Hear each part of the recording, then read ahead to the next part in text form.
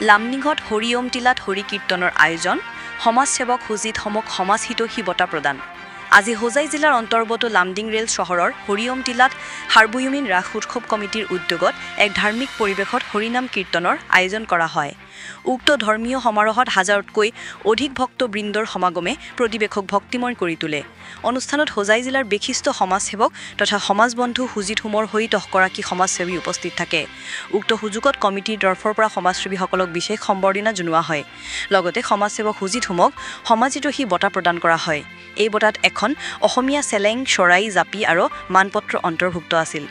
অনুষ্ঠানৰ এই মহৎ পদক্ষেপক লৈ লামডিং চহৰৰ বুদ্ধিজীৱী সমাজে হৰিওম টিলাত ৰাস উৎসৱ কমিটিক অভিনন্দন জনাই সুনন্দিত কৰিছে সমাজসেৱাৰ ক্ষেত্ৰত সুজিত হুমৰ অৱদানক প্ৰশংসা কৰে হুকুমে